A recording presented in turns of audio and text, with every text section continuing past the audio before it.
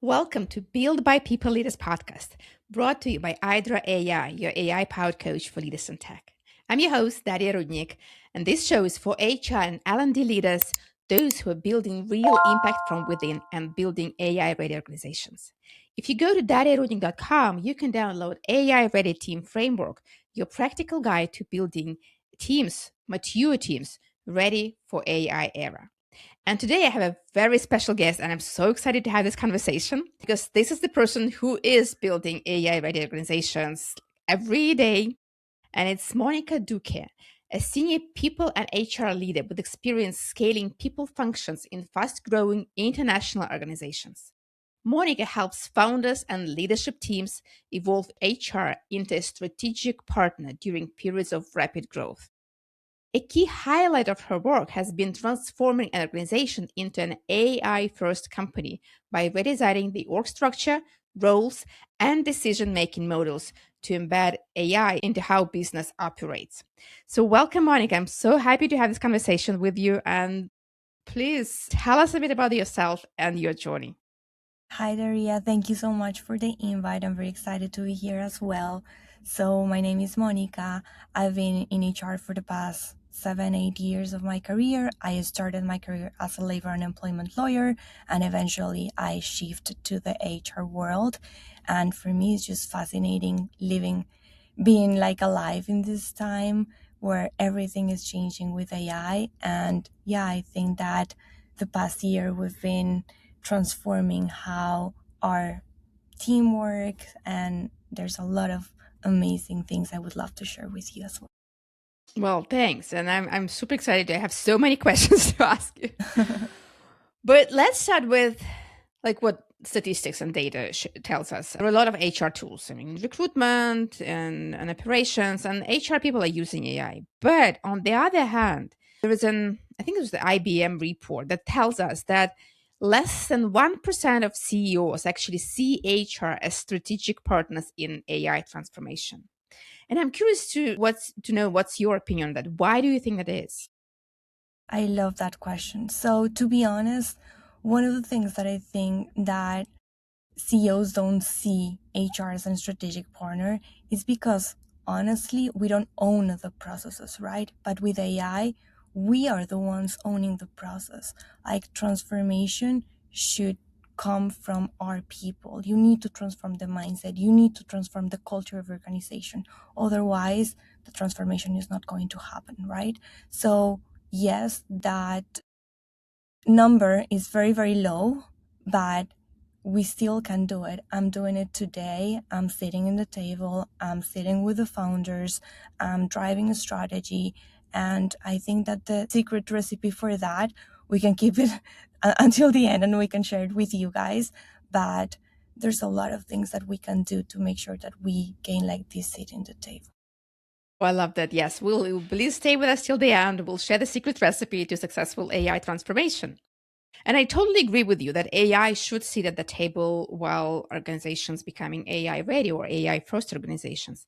And from the conversations I'm having here on this show with HR leaders, I see that those companies where HR is actually driving or at least like taking very active strategic role in AI transformation, they are showing better ROI or better implementation in terms of AI. And while the companies that do not invite HR to the table to this conversation are kind of struggling in doing that.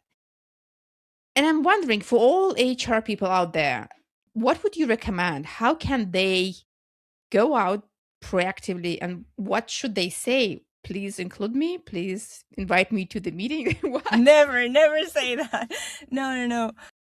So, to be honest, I think that right now, the companies that are having better success, so if you see Spotify's case, for example, the department who is leading this transformation is HR. It's not like, hey, invite me. It's like driving the process yourself, right? So, the first thing that I would do is learn AI. And by learn AI, it's not like, hey, look at a couple of news and that's it. No, no, no. Learn AI yourself. You need to learn how to use and automate your processes in HR. You need to learn how to use a cloud and automate your processes with using cloud, right? So, for example, I use a lot of cloud cowork right now.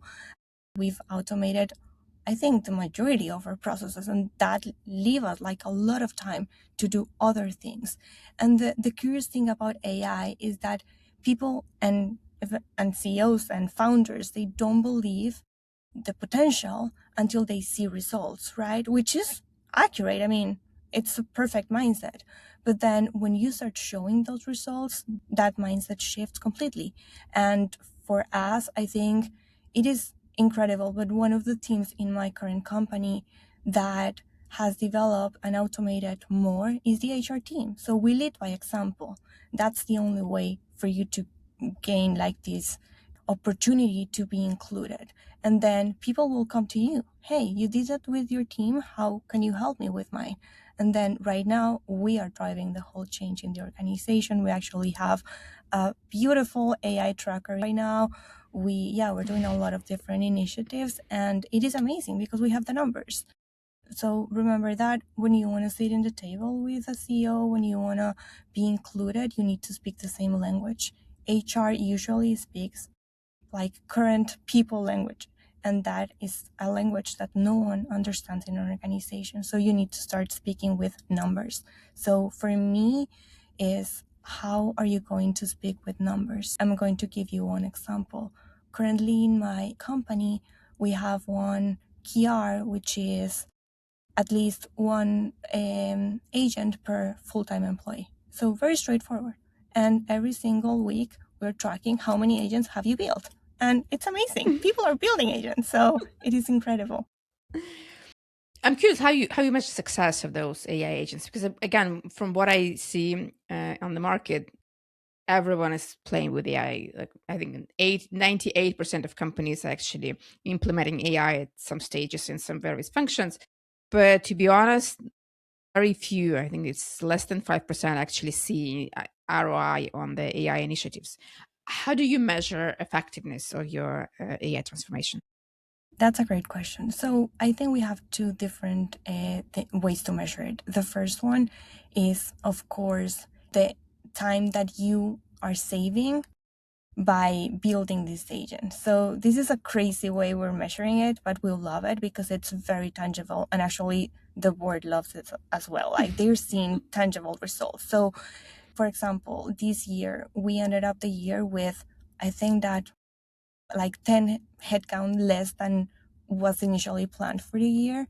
And when we started understanding why we were able to end the year with less headcount, we realized that it was related to the number of hours we've saved with the tools we've created with AI. So that's very tangible, and that's a great way to showcase your work as well. So the amount of FTEs, of course, and here by the amount of FTEs, I'm not telling everyone like go and cut your headcount, not necessarily, but then maybe you were planning to include X amount of new roles, and you just can transform your organization internally, transform your orgs, and with the AI tools that you're building, then you will see the amount of hours that you're saving. And it is crazy when you correlate these two metrics, because the correlation, at least in my experience, is there, and it's amazing. It is, to be honest, one of the best slides I did for the board the past week. It's crazy. So yeah. Well, since you mentioned that, like less people in the company, less hiring, does it mean that AI is actually taking people's jobs? Yeah, that's a great question as well. I don't think so. I don't think AI is going to take people's jobs. I don't think so, but things are going to change a lot. And this means that the people, and I think this is a quote that everyone has been saying, the people who don't know how to use AI, they are not going to make it. Like, you need to learn how to use AI. And by use AI is not using ChatGPT or building one GPT. That's not it. Like, a GPT is not even a proper agent. Like, it's not it. You need to learn how to use AI. Like 100%. It doesn't matter if you're in HR. It doesn't matter if you're in finance. It doesn't matter if you're in whatever role you are. Like, you need to start to learn how to use AI.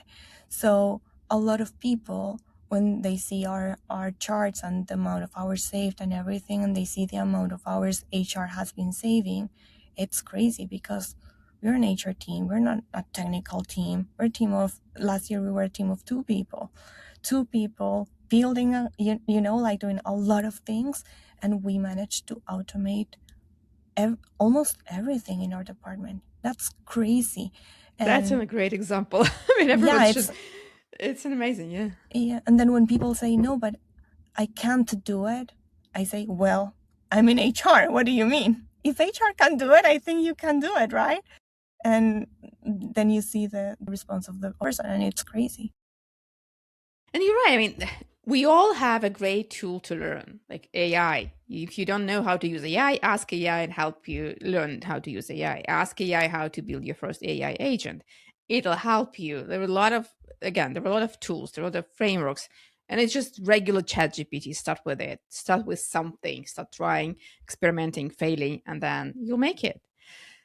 And I agree with what you're saying that AI is not taking our job. It redesigns because, yes, some companies might be hiring less people, but there are other people who are starting their own companies and they need their teams that, again, will be able to use AI and will be able to produce something with less people, more AI, but eventually we'll have more product, we'll have more business, we'll have hopefully growth and economy. I'm an optimist. I know, maybe overly optimistic, but I do believe there's a great future in how we use AI. But you, again, you mentioned redesigning and you mentioned like changing the structure. How do you think organizations should change, or how HR should change organizations when AI is entering the workplace? Yeah, I love that question, and it's very linked to your past question as well. So there's one thing, and this is another secret why I don't think AI is going to take people's jobs. Right now, you see all of these young organizations, like you see a lovable, right? A very solid organization which has a very small team and they're making millions in ARR, right? And it's not only lovable, there are hundreds, thousands of companies like this. But there's one little secret that people don't realize. You need what right now it's been discussed as blended teams. And what does this mean? So you're going to have an AI org chart. Your org chart is going to change, so it's going to transform. You will have your full-time employees, the people that you know. However, these full-time employees, they need to be AI architects. All of them, they need to know how to use AI, right? And then you will have your AI agents. They're going to be like the second bucket of this blended team. And then the third one is going to be what we call like fractional experts. Why do you need them? Because your full-time employees are going to be these AI kids. They're going to be young, very willing to learn. They're going to be these people who will try every single new tool every day. They're going to run open cloud with 1,000 Mac minis. And that's the people that you want as your full-time employees, right? But then you need to give them a little bit of strategy and like common sense, right? And that's where more senior people will start to appear. And then you start seeing all of these people who have done it before and that are, of course, very open with technology and with AI, like coming as fractionals to our teams and helping them to give them a little bit of perspective on how to turn around different things. Because with AI, yes, you can create a lot, you can build a lot, but then you need the strategy, you need to close the deals. If you want to sell something, you need to, and that is something that AI, at least until today, is not able to do. Like for that, you need the experience. So I would say that blended teams is the best way of building your org structure right now. And when you start understanding this, you will very easily start understanding why AI is not going to take all of our roles. Like, I mean, I couldn't agree more. And I've seen this shift starting probably even before pandemic, when there was a gig economy. There were a lot of freelancers, people working on different projects and kind of joining teams for some specific tasks and some specific projects. And with pandemic, people started to feel, okay, I can choose where to work. I can choose how to work. I can choose who to work with.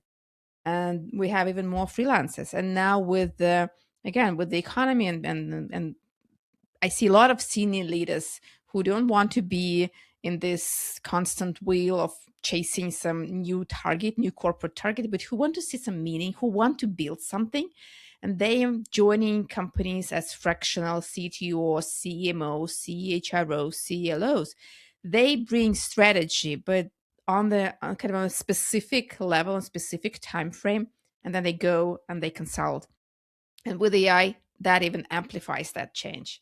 And I think more and more companies need to accept that and be less conservative about how they build their org charts, how they build their structures, because it's a freelancers, fractional teams, AI agents, and regular team members. Amazing. That's so cool. You mentioned you have some kind of a framework of how to deploy AI.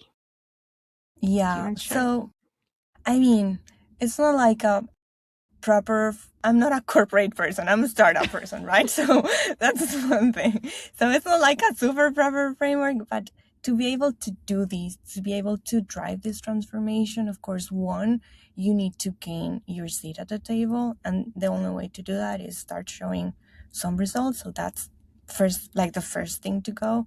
And then once you're there, and once you are like in charge of driving this like transformation, like you need to start by people learning the way you learn, right? And that's the only way to do it. So again, if the CEO comes and say, hey, you need to do this transformation because I say so, probably that's not going to happen, right? So how are you gonna make sure that your team have the time, the tools, and like all these support from the company to actually learn AI and make sure that what they're building is accepted and actually like encouraged by the organization? So the first thing, a part of gaining your seat and leading these, would be like little hackathons. So what we're doing right now is small, what we call the AI challenges.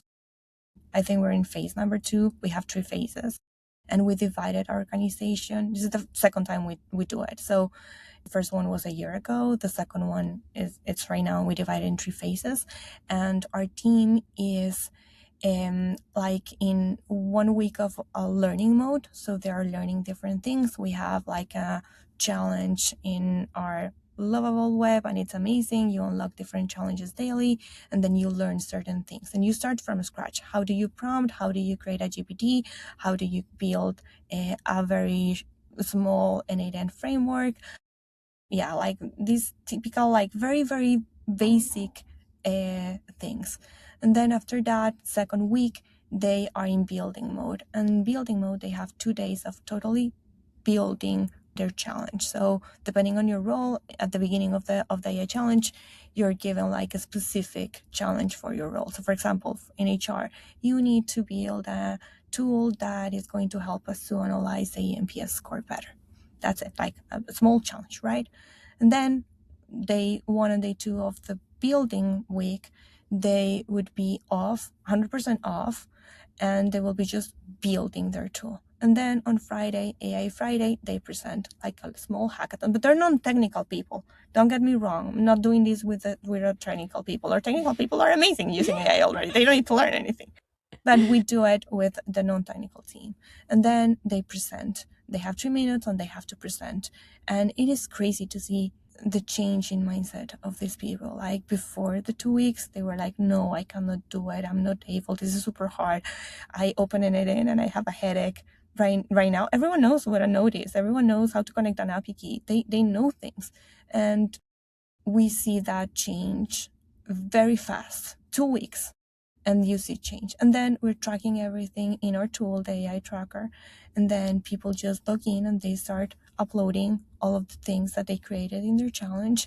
And you start seeing different names, because we do have a ranking of people starting to like a gamification. Like, I need to build more because I want to win this. I need to build more because I want to win this, and it's great. And then you recognize them in the all hands. And of course, this is just the beginning. After that, you need to map what tools you need to give them.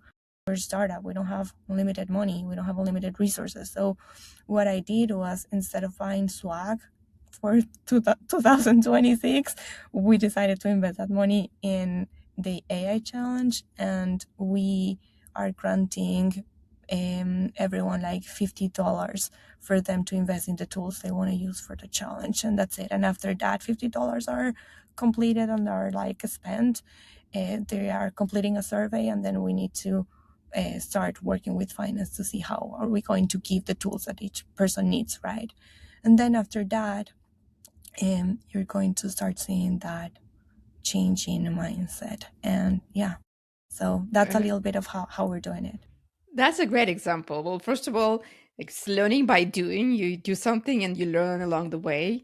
I love that. Like instead of giving a next hoodie or like a mug, people actually invest in that and they're learning while doing something. Because I'm creating something, and that the thing when you involve people, all people come together and try and do something. You're doing it together, and you have this chart with people who do more AI agents or do experiment more with AI. It kind of creates this spirit that we are in this journey together. We can do things. We can be fast. We can be efficient. We can be great. Yeah, and of course here we change one of our values.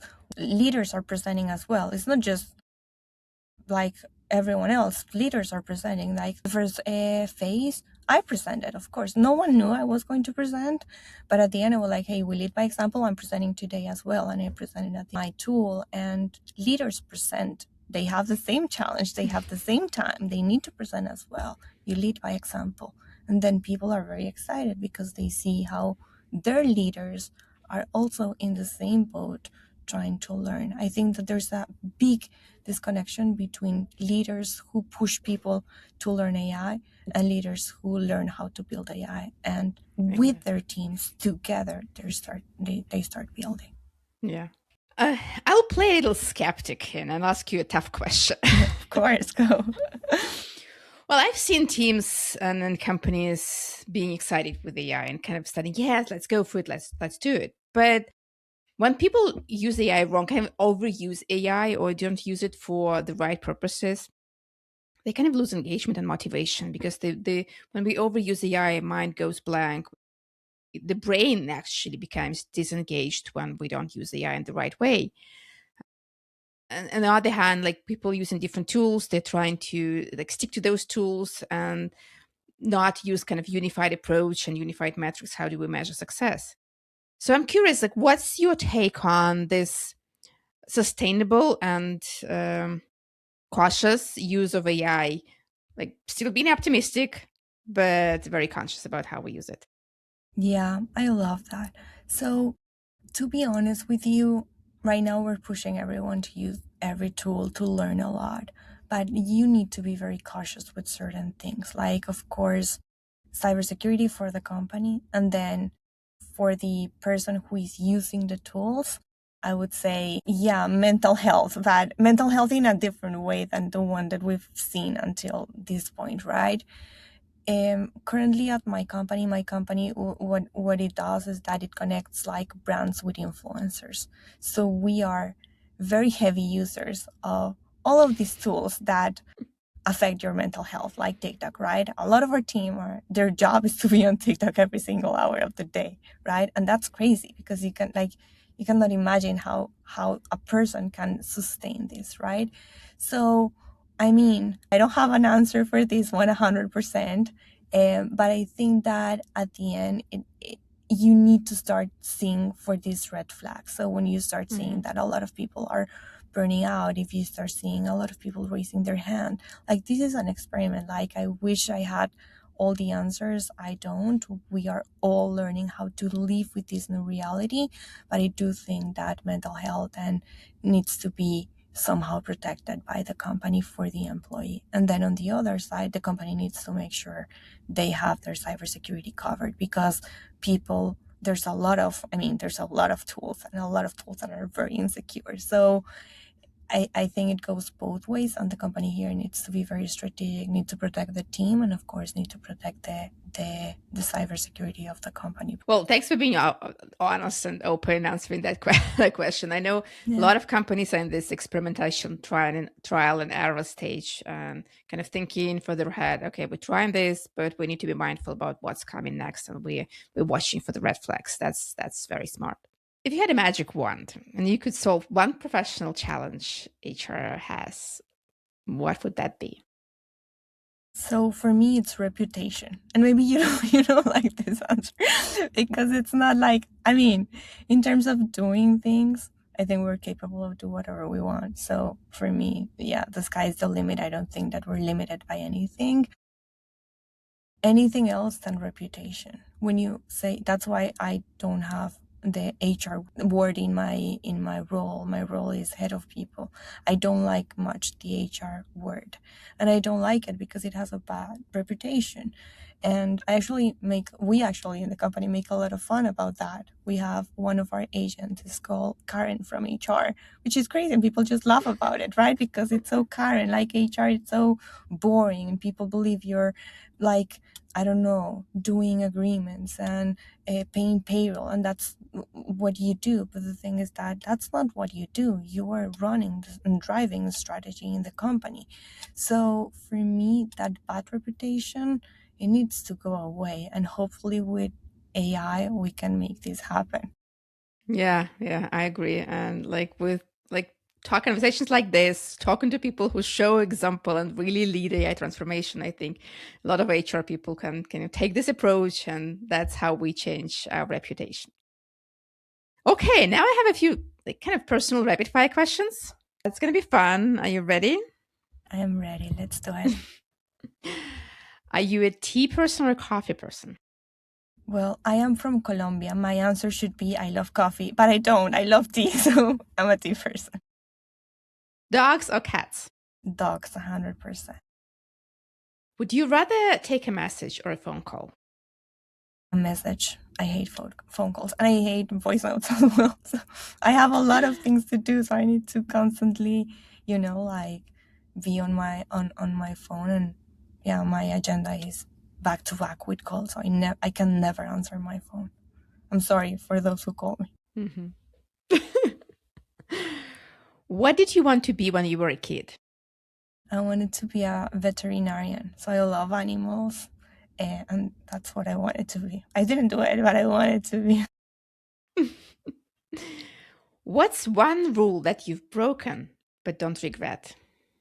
I I broke a lot of rules. I've been telling you throughout the whole podcast, right? I'm a rule broker, but I would say that I was supposed to be a lawyer, and I started my career as a lawyer. I was in a law firm for almost 5 years, and I broke the rule, and I just changed my career one day. I woke up and I told my parents I'm going to do a master's in HR. My dad was he was just very surprised. He didn't like it at all.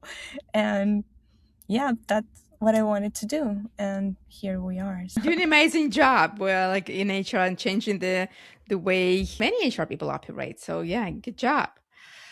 Well, thanks for having this conversation. We still have one kind of tip. It's a secret sauce to your AI transformation.